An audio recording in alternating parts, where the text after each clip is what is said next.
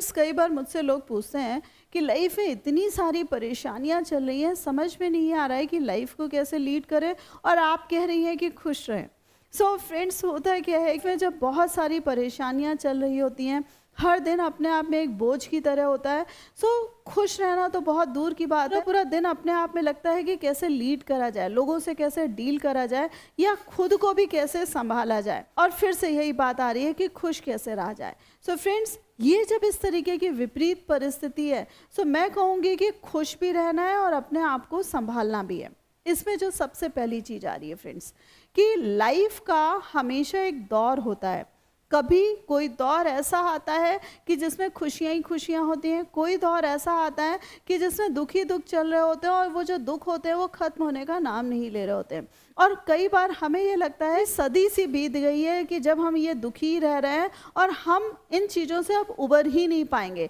सो होता क्या है फ्रेंड्स, एक हमारा पर्टिकुलर नेचर बन जाता है जिसमें हर समय हम हताश परेशान केवल दिखते नहीं हैं, हम हताश परेशान रहते भी हैं। अब जो इसी में दूसरी चीज़ आ रही है फ्रेंड्स, कि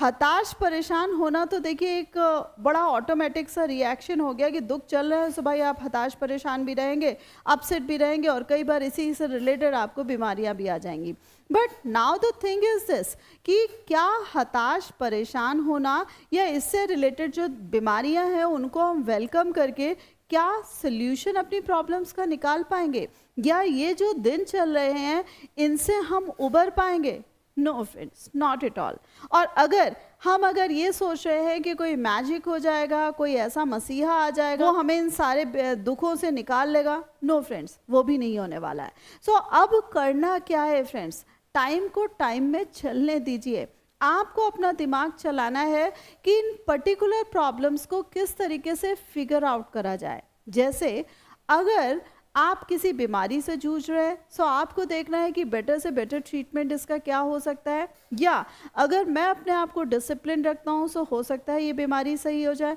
हो सकता है कि मैं अपने आप को खुश रख रहा हूँ सो चीज़ें सही हो जाएं, और दूसरी चीज़ तो ये है कि आप बेटर से बेटर डॉक्टर को दिखा सकते हैं। Now the next thing is this, कि कई बार ऐसा होता है कि जो हमारे अपने पर्सनल रिलेशंस होते हैं वो ठीक नहीं चल रहे होते हैं, किसी पर्टिकुलर पर्सन की वजह से हम डिस्टर्ब हो रहे होते हैं, ना तो हम वो रिश्ते ही सुधार पा रहे होते हैं, और उनकी गिल्ट की वजह से हम अपने आप को खुश भी नहीं रख पा रहे। सो फ्रेंड्स, समझने वाली बात ये है, हो सकता है कि वो फ्रेंड आपके लिए या वो पर्सन आपके लिए बहुत मायने रखता है, लेकिन पूरा का पूरा जीवन उसके ऊपर निछावर करना ये थोड़ा सा बेईमानी है। यानी कि जो जितने दिन साथ दे रहा है बहुत अच्छी बात है, जो जितने दिन समझ रहा है और अच्छी बात है, और जो आज समझने को नहीं तैयार है वो और भी अच्छी बात है। करा क्या जा सकता है भाई, उसके पीछे थोड़ी पड़ेंगे, उसको ज़बरदस्ती थोड़ी समझाएंगे, बट उसके लिए अपने आप को अपसेट भी नहीं करेंगे ना फ्रेंड्स। सो बात ये है कि चीज़ों को अपने उसमें चलने दीजिए, ये एक पार्ट है, इसको इसी तरीके से हैंडल करिए कि ये इन सारी चीज़ों को डंप कर दीजिए, और जो बाकी रेस्ट ऑफ द जीवन हम अपना जी रहे हैं, यानी पूरे दिन में भी हम बहुत सारी एक्टिविटीज़ में पार्टिसिपेट करते हैं, बहुत सारे रोल्स को प्ले करते हैं, एटलीस्ट उन सारे रोल्स में तो हम जस्टिस करें। जैसे प्रोफेशनल लाइफ में आपके अपने बॉस से नहीं बन रही है, या आपके अपना वर्क प्लेस में बहुत ज़्यादा अच्छे से जम नहीं रही है, चीज़ें पूरे तरीके से फिट नहीं बैठ रही हैं, लेकिन आपके जो परिवारजन है या प्रियजन है उन्होंने आपका कुछ नहीं बिगाड़ा है, यानी कि जब आप घर आ रहे हैं सो आप एक डिफरेंट रोल में हैं, आप एक डिफरेंट मोड में हैं। सो फ्रेंड्स, वहाँ पर आपको उसी तरीके से पेश आना है, खाना भी है, खुश रहना भी है, और दूसरों को भी खुश करना है। कई बार ये भी होता है कि मन नहीं कर रहा है, देन ऑल्सो आपको वो वाली लाइफ अपनी भुलाकर इन्हीं में एडजस्ट करना है। और कई बार होता क्या है फ्रेंड्स, कि शुरू में हम एक्टिंग करते हैं, धीरे धीरे हमारी आदत पड़ जाती है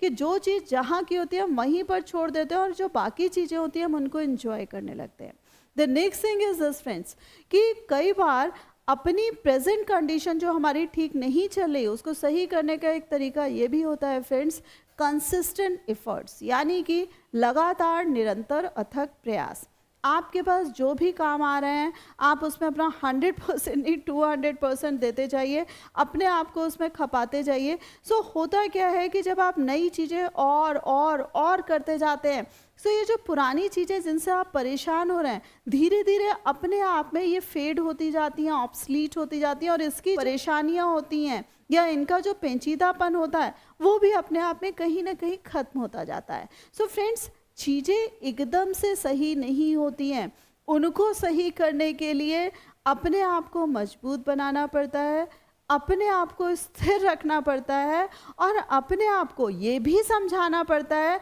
कि भाई तुम इतने हल्के फुल्के इंसान नहीं हो, तुम्हें चीज़ों को सही करना भी आता है, स्थितियों को संभालना भी आता है, तुम्हें लोगों को भी संभालना आता है और तुम्हें पता है कि इस समय को सही करा भी कैसे जाता है। सो फ्रेंड्स, होप इस वीडियो के माध्यम से बहुत सारे पॉइंट्स आपको समझ में आए होंगे, बट कौन सा पॉइंट सबसे ज़्यादा अच्छा लगा मुझे कमेंट करके ज़रूर बताइएगा।